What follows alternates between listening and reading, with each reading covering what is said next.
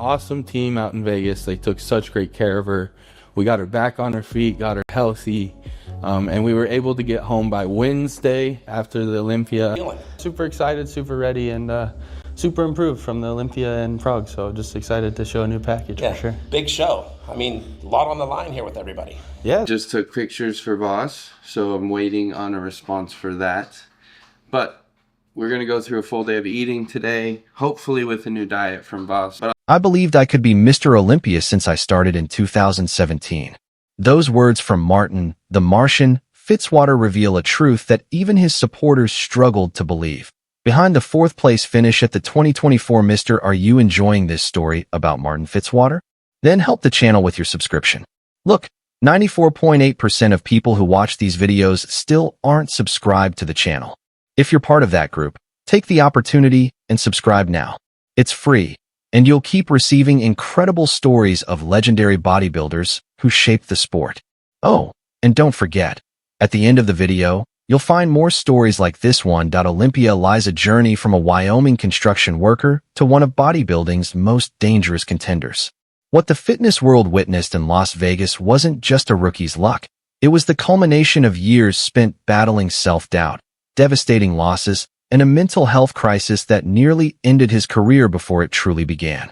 The young athlete who once considered quitting after finishing fourth at Arnold UK has now placed fourth at the world's most prestigious bodybuilding competition, and his story reveals how close we came to never seeing the Martian at all.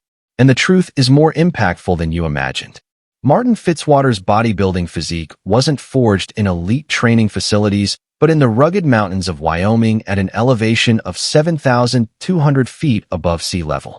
Born on January 6, 1997, Fitzwater grew up as a multi-sport athlete who excelled in shot put, becoming a three-time state champion, and discus, where he won 2 state titles. His football prowess helped his team reach state championship games twice, earning him all-state honors and Super 25 team recognition 3 times. This wasn't a genetic freak destined for bodybuilding glory. This was a powerful athlete who had to completely reinvent his body and identity. After high school, Fitzwater attended the University of Wyoming, majoring in kinesiology and health promotion, giving him an academic understanding of human performance that would later separate him from competitors who relied purely on instinct. But college didn't lead to bodybuilding stardom. It led to 70-hour weeks in construction, where Fitzwater labored manually while dreaming of a stage he wasn't sure he'd ever reach.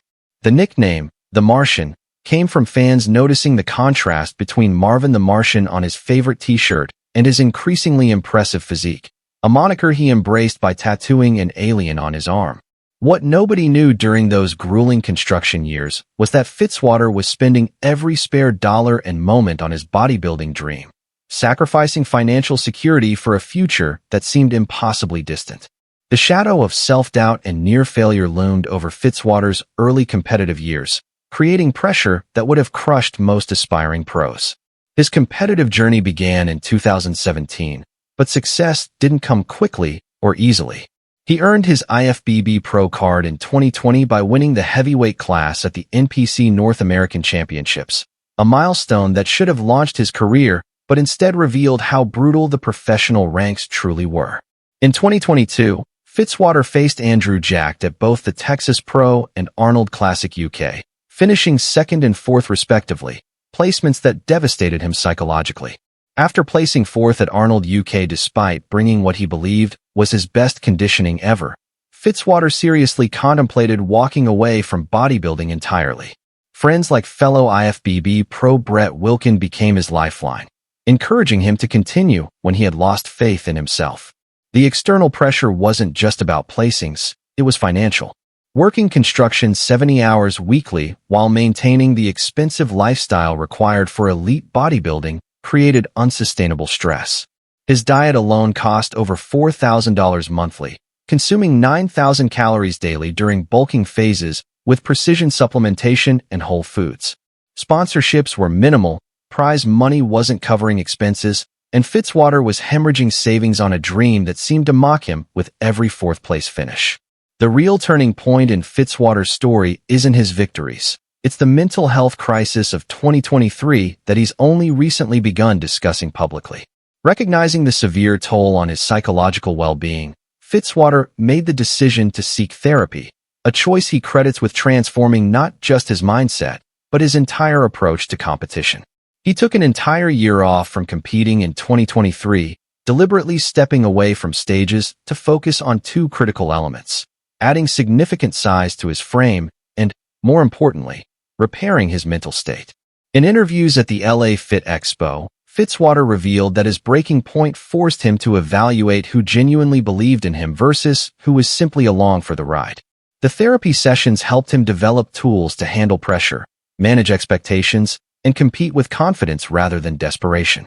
This wasn't just about posing practice or nutrition tweaks. This was about reconstructing his identity beyond competition results. During this period, Fitzwater also made a strategic move to train in Texas, seeking mentorship from Branch Warren, whose aggressive training style profoundly influenced Fitzwater's approach to legs, delts, and chest.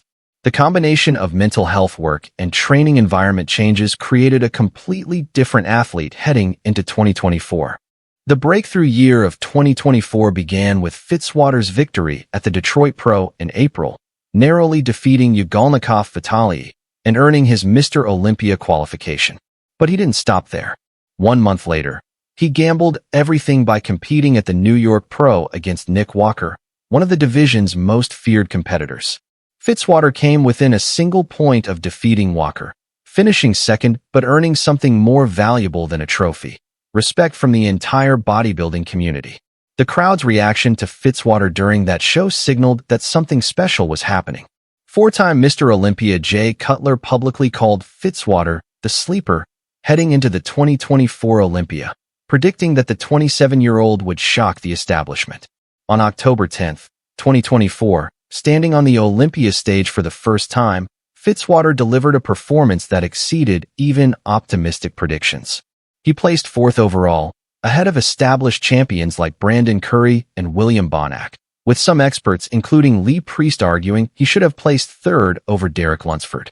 The conditioning of his lower body was particularly praised, with his quad sweeps and adductor thickness making an immediate impression.